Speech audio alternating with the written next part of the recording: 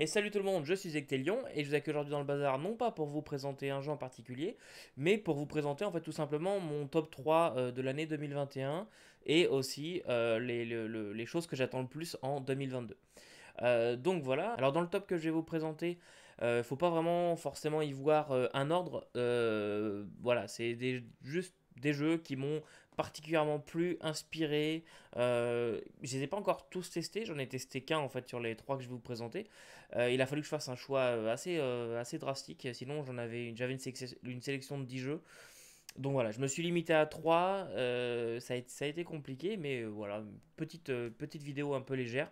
Et il y aura une seconde partie de cette vidéo, donc une autre vidéo qui sortira normalement en même temps que celle-ci, où je vous présenterai quelques projets que j'ai pour 2022 et là où je vais emmener la chaîne, etc.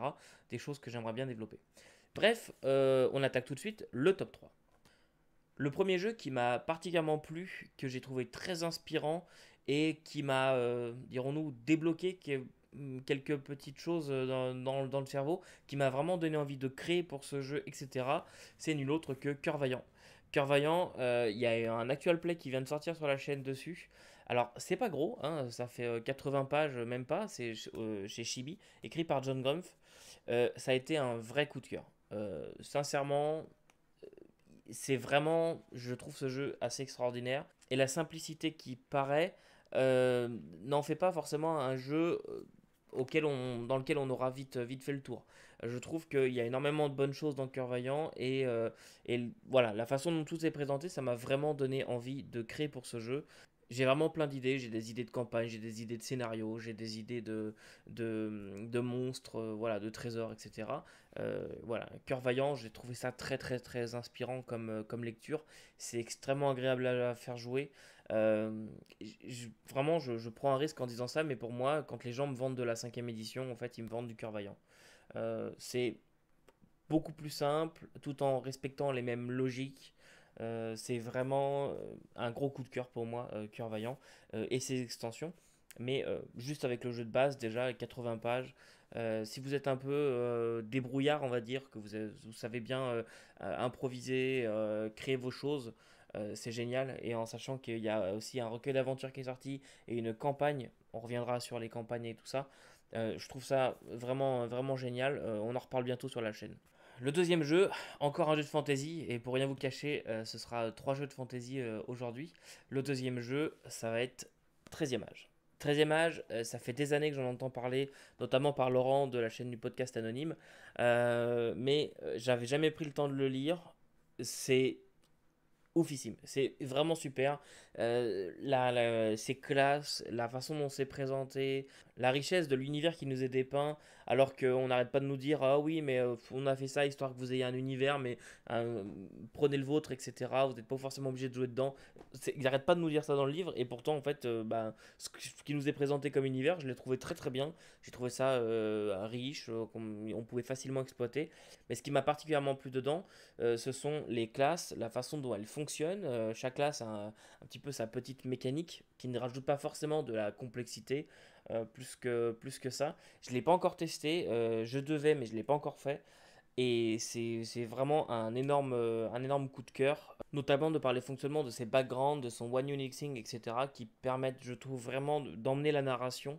Euh, ça en ferait pas un jeu narratif, mais vraiment, je trouve que les personnages qui peuvent être créés dedans peuvent avoir vraiment une grosse profondeur et les joueurs vont devoir vraiment incarner ce personnage pour pouvoir réussir les jets, etc. Je trouve ça extraordinaire, sincèrement, c'est vraiment un énorme coup de cœur. Voilà, entre Cœur Vaillant ou 13e âge, mon cœur balance à savoir lequel je préférais pour me lancer dans une grosse campagne. J'aurais tendance à dire 13e âge parce qu'il y a plus de choses qui sont fournies, parce que bah, on n'est pas exactement, hein, si je reprends l'autre, on n'est pas exactement sur la même épaisseur. Voilà, il y a beaucoup d'extensions et tout ça. Mais sincèrement, c'est vraiment un énorme coup de cœur. 13e âge, si vous le voyez passer, jetez-vous dessus, parce que je trouve ça extraordinaire. Et enfin, le petit dernier qui m'a vraiment plu et vraiment séduit. Alors, je vous dis qu'il n'y a pas vraiment d'ordre, et c'est un peu faux parce que quelque part, actuellement, c'est celui que je mettrais peut-être un dans mon top 3. Ça va être Against the Dark Master. Against the Dark Master, j'ai trouvé ça tellement bien. C'est peut-être le jeu que j'ai le plus envie de faire tester actuellement. Je le trouve extraordinaire dans sa lecture. Je l'ai trouvé extraordinaire par sa maquette. Je le trouve extraordinaire dans son système même. C'est peut-être le jeu que j'attendais, le jeu de fantasy que j'attendais avant d'arrêter d'en acheter. Je le trouve parfait. Sincèrement, il y a peut-être deux, trois petites choses qui auraient pu être un peu plus simplifiées, mais c'est vraiment génial. Alors, pour ceux qui connaissent pas du tout, c'est un héritier de Rollmaster. Donc là, prenez pas peur pour ceux qui connaissent Rollmaster. Ou encore de JRTM, hein. On le voit, voilà, c'est assez inspiré Seigneur des Anneaux. Mais attention, ce n'est pas une copie.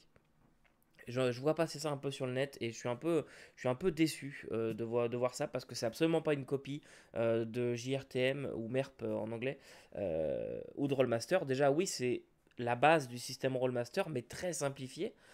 Déjà, on peut pas dépasser le 175 avec les dés. Je vous expliquerai pour ceux qui comprennent pas de quoi je parle, mais en gros, c'est avec un dé 100, puis il faut faire le plus haut possible. Et dans Rollmaster, ça pouvait aller très très haut. Là, c'est limité à 175, y compris les bonus. Et donc je vous disais, c'est vraiment pas une copie. Moi je le considère pas en tout cas comme une copie parce que c'est pas fait pour faire du Seigneur des Anneaux.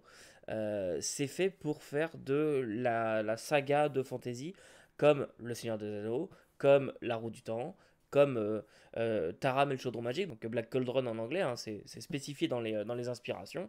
Voilà, si votre truc c'est d'écouter de l'épique metal type Rhapsody of Fire ou ce genre de truc, c'est vraiment fait pour ça. C'est fait pour faire de l'epic fantasy avec un Dark Master, donc un Sauron si vous voulez, une présence maléfique qui menace le monde et vos héros qui viennent lutter contre cette présence qui prend plusieurs formes.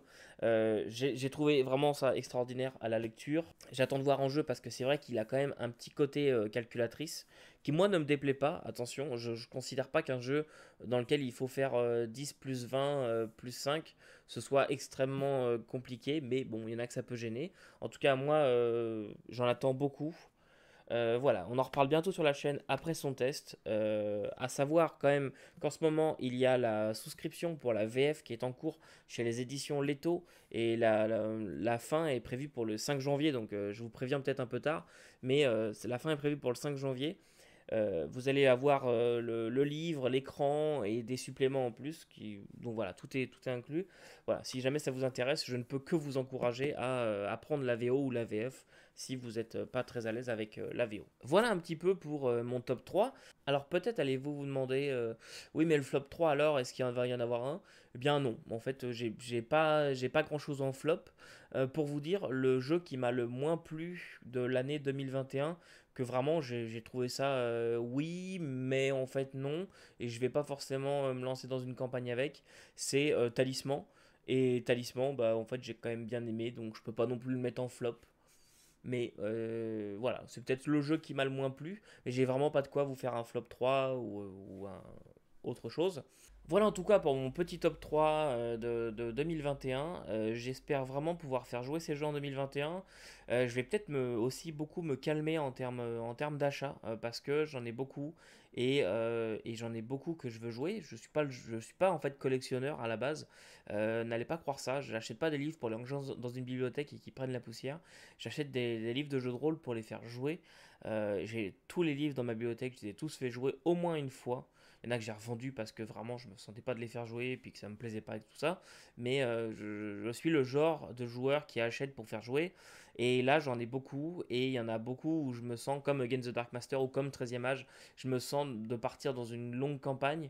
Donc je vais sûrement me calmer en termes d'achat de jeux de rôle. Mais j'ai quand même backé quelques projets qui devraient arriver en 2022. Donc bah, je vais vous dire tout de suite ceux que j'attends le plus. Le premier jeu que j'attends le plus en 2022, ça va être Blue Planet Recontact. Alors celui-là, je mise de gros espoirs dessus. Pour ceux qui ne le savent pas, je suis un énorme fan de Polaris et Blue Planet part un peu du même, propose un petit peu les mêmes choses, mais je trouve qu'ils vont plus loin dans la science-fiction. C'est-à-dire que nous jouons sur une planète qui a été colonisée il y a très longtemps par la Terre. la Terre a connu en fait une épidémie un peu comme nous en ce moment, mais vraiment très très grosse, et il y a eu un crash des ressources, ce qui fait qu'ils n'ont pas pu alimenter la colonie en colons, en victuailles, etc. Et donc la colonie s'est développée de son côté. Et pourquoi est-ce que le jeu s'appelle Recontact? C'est qu'aujourd'hui la Terre revient sur cette planète-là, qui de mémoire s'appelle Poséidon, j'ai un doute, mais je crois que c'est ça. Et donc, ben, les colons qui étaient là, je crois que ça fait quelque chose comme 500 ans qui sont coupés. Donc les colons ont pris leur propre vie. Il y a un côté un peu colonialiste qui est dans le jeu que je trouve très intéressant. Il y a toute une faune, un environnement autant sous-marin que sur Terre qui me plaît énormément. Donc voilà, puis juste, voilà, je vous mets quelques images, juste l'art me donne envie. Et pourtant, je suis pas du tout le genre à acheter un jeu sur ces artworks. Mais là, j'avoue que voir un orc qui tire des lasers sur une espèce de grosse créature, ça m'a rendu à moitié cinglé. Donc, celui-là, je l'attends beaucoup. En fait, Blue Planet, moi, c'est un jeu que j'ai découvert vraiment avec le Kickstart de la V3. Parce que ben, j'en avais jamais entendu parler et je regrette de ne pas avoir joué à la V2 et tout ça. Il y avait la V2 qui était offerte pour les souscripteurs de la V3. Donc j'ai la V2 et j'ai commencé à lire, et en fait c'est vraiment génial comme univers. Donc j'attends beaucoup Blue Planet Recontact. Le deuxième jeu que j'attends pas mal, ça va être Mothership dans la version qui vient d'être backée là il n'y a pas très très longtemps, qui vient d'être financée. C'est vraiment un jeu qui propose des choses assez poussées en termes de scénario, en termes de système et tout. J'adore vraiment Mothership. J'avais lu les versions actuelles. Mais alors attention, pour ceux qui ont été déçus par la version actuelle, notamment par son système de combat qui peut être un peu... Ouais, je suis d'accord avec vous. Mais la version qui vient d'être financée, la version box set, là, c'est vraiment pas exactement le même jeu. Tous les systèmes qui étaient un peu lourdingues comme le combat et tout ça ont été refaits. Donc j'attends beaucoup de voir ce que ça va donner. Moi j'ai pris la totale, hein, je me suis lâché. Mais juste voilà, les scénarios et tout ça qui étaient proposés me donnent vraiment très très envie. Donc j'espère pouvoir bientôt faire de l'horreur dans l'espace avec un système qui me plaît. Parce que pour ceux qui ne le savent pas, j'ai été déçu du jeu Alien chez Free League qui est sorti. Je suis un énorme fan d'Alien, mais j'étais très déçu par le jeu. J'en attendais rien et j'étais quand même déçu. Donc voilà, on viendra peut-être un jour dessus, j'en ferai une vidéo évidemment. Mais en tout cas, Mothership, lui, je l'attends beaucoup. Troisième jeu que j'attends beaucoup, ça va être Vermine 2047 que j'ai backé il y a un petit moment maintenant. J'aime beaucoup la proposition qui est faite, le côté écolo, le côté post-apo, mais il n'y a pas eu de catastrophe apocalyptique qui a créé le déclin de l'humanité. Là, c'est juste, voilà, on a merdé et la nature reprend ses droits petit à petit. En fait, on s'est fait avoir un peu par la nature, par l'évolution naturelle des choses. Et j'aime beaucoup la proposition, donc j'attends de pouvoir mettre la main sur les livres. On a reçu des PDF, qui sont encore des PDF de travail, je crois. Mais pour l'instant, ça annonce que du bon, donc j'attends de voir ce que ça va donner. J'aimerais vraiment voir ce que ça donne en jeu. Le système totem qui est utilisé, je suis pas 100% convaincu encore. Mais voilà, je le lirai correctement en prenant le temps et en le faisant tester. Puis on verra ce que ça donne. Voilà, en tout cas, j'espère que ça vous a plu. Moi, j'aimerais bien savoir, vous, ce qui vous a plu en 2021 et vos attentes en 2022. C'est un truc qui m'intéresse parce que ben, des fois, euh, j'entends parler d'un jeu, puis je me retrouve à... Ah merde, c'est vrai que ça a l'air génial en fait. Donc, si vous avez des jeux, bah, dites-moi en commentaire les choses qui vous ont plu et les choses que vous attendez pour 2022. Voilà, c'est tout pour moi. Donc, en attendant, il ne me reste plus qu'à vous souhaiter une bonne année 2022 et à vous dire que vous ne pourrez pas tout lire et tout faire jouer, mais vous pouvez toujours essayer. Salut!